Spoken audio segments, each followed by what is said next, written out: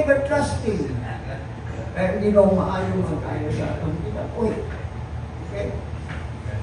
Kung puno na yung truth, the Lord fulfills the desire of those who fear Him. Di apa? Nagatuman ang Ginoo sa mga desire ni atong nagmahinadlukon kaniya. By the way, kung sa may diferensya sa needs o sa desire,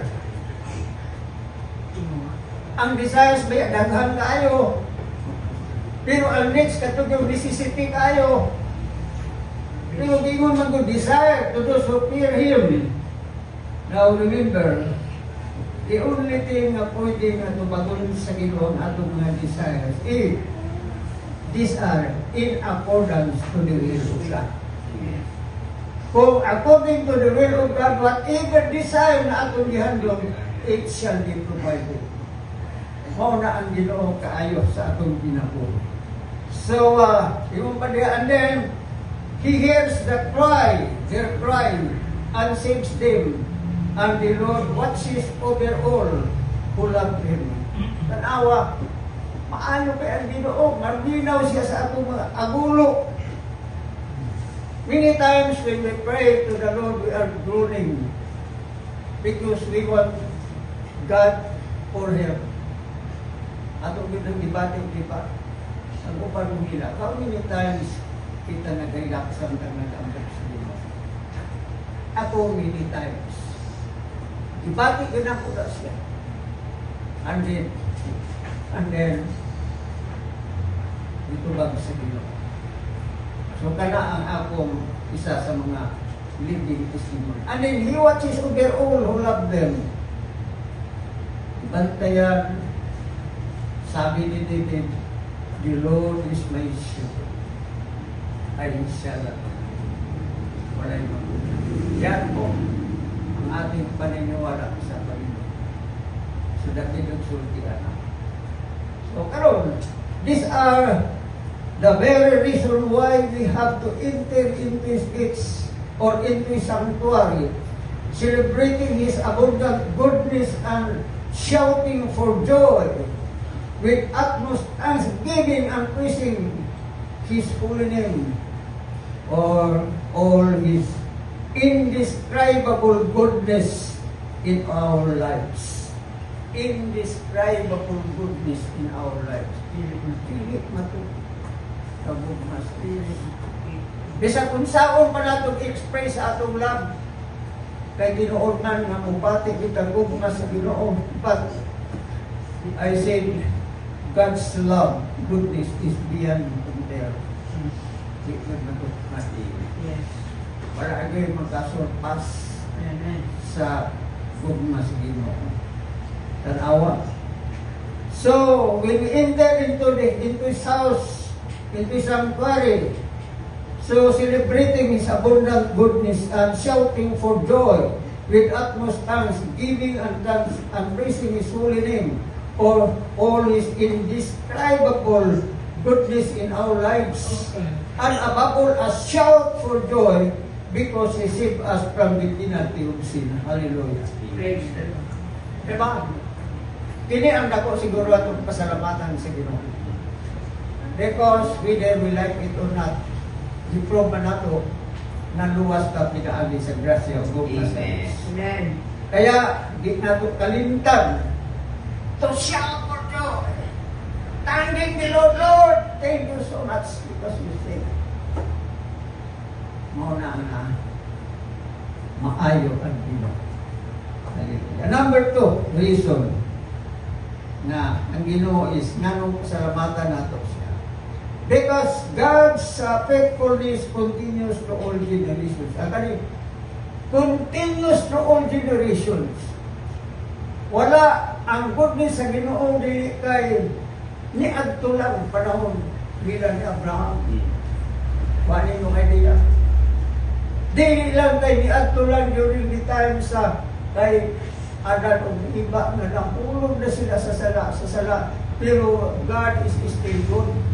Kunya from generation to generation nagasurong na siya. Because that is one purpose of that. Mamaya ng kaluan nato.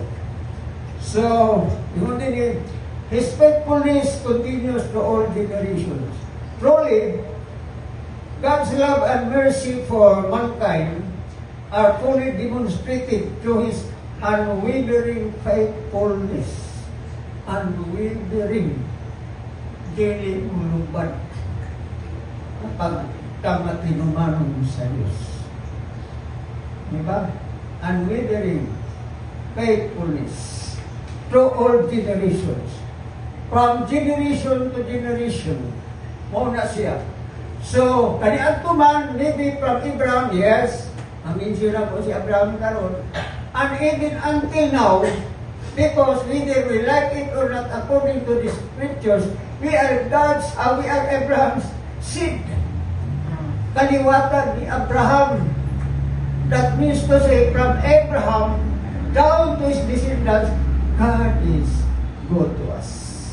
Amen. Faithful tayo natin dito. Amen. Hallelujah. So, nauni siya. Now, matugin this is His greatest favor for mankind. Kaning generation to generation na good sa Ginoo. Faithful ni sa Ginoo. Generation to generation siya. Para sa ato. It means from generation to generation since the fall of man. So, ba't na nawulog ang tao sa sala, maayon paghihapon ng Ginoo. Faithful gihapon ang Ginoo.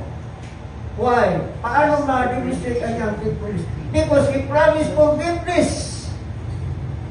He promised mga blessings sa tuwa. He promised His guidance sa tuwa. Diligiran sa tuwa. Tanan-tanan na walay magulang sa atong Diyos. So, ang ato lang mo ang mutuog mo sa aling wala ngayon. God is indeed faithful to all His promises and fulfills the desires of those who fear Him. Maunang giinom sa Balangka Silatan. It means to say, many are benefited of His faithfulness. Daghan ang nabenepisyohan sa pagkamatinumanon sa Diyos. Amen. Daghan ka. Tanan. Yes. Starting from Abraham, sa Genesis 12:2 and 3, dito nato may baluan na ang Diyos maayo kaayo. Generational faithfulness sa atong Ginoo. From Abraham down to his descendants, because from him the whole world is blessed. Gipanalanginan ang tibuok kalibutan. Through him, from Abraham's generations, came the Savior of the world, no other than Jesus Christ. Mauna ang ginatawag na faithfulness of God, generation to generation, because nagsaad mo na Ginoo, mapinaagi ka ni mo, Abraham, the whole earth will be blessed to you. Then came a time, ang gisaad sa Ginoo na fulfill. Hangtod sila, we are the beneficiaries of God's faithfulness sa atong life. Diba? Yes, Lord. Maayo gid kaayo ang Ginoo. So, mato din God's faithfulness continues to all generations. Because of God's goodness, all of us, really, we cannot afford to forget our thanks and praises to Him. Kaya maayo man gid ang Ginoo, di pud ta makalimot sa iya. Thank you, Lord. Praise you, Lord. We honor you, Lord. Thank you for all the blessings. Thank you of your wonderful goodness in my life. How you bless me. How you take care of me. How you provide me. Ba? Mauna na siya ang ato yung kasulti nagtukan niya.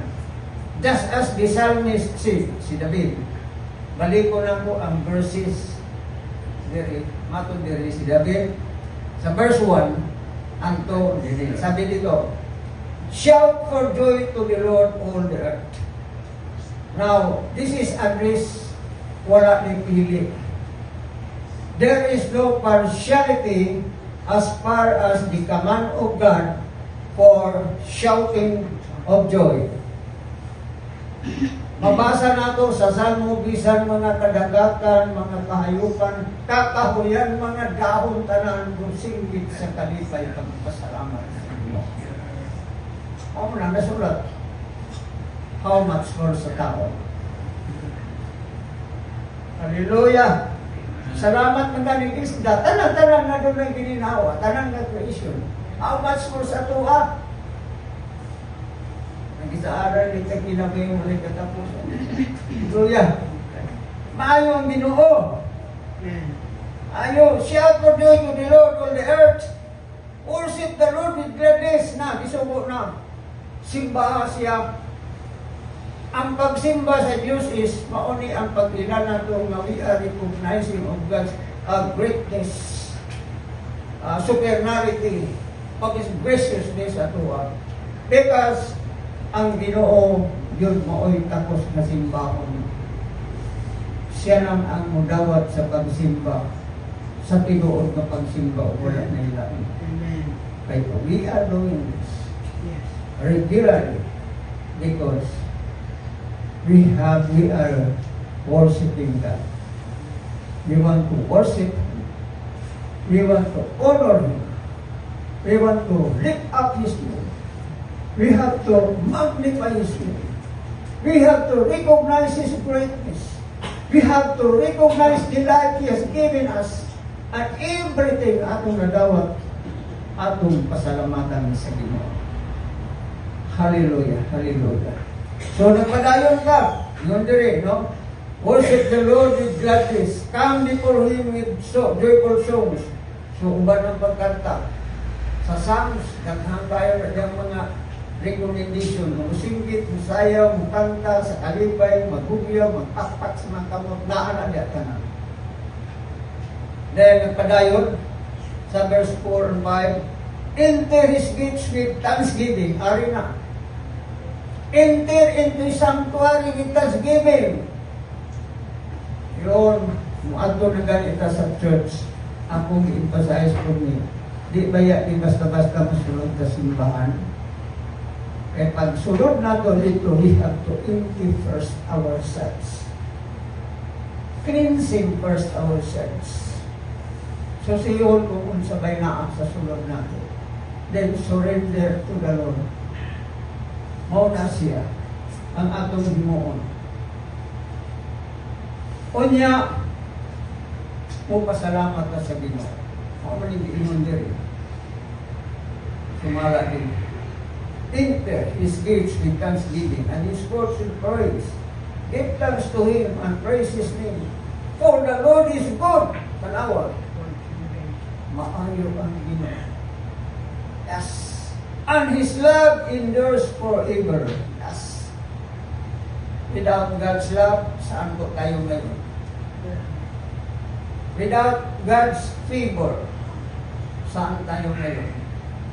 Pero because of God's love, mercy, favor, His graciousness, we are here in the house of the Lord, worshiping Him, lifting His name up, because He is worthy of all praises, honor, and glory. Because He is our God. Muna siya. So, dako na ni kayong pagpasalamat na to. And then, besides that, His faithfulness continues to all generations. Mauna ni. Inumanon ang Diyos sa iyang mga saan. Remember this. Because God is not a liar. He always fulfills what He promised to all of us. Mokong na ako yung biting lugar. Tumanon niya niyang mga saan. He will not allow, He will not forsake us. No, He will not leave us, no forsake us. Kung pinasing-kasing yung tang naghimo ni Ani, mapruibahan na kita, we are the true worshipers of God.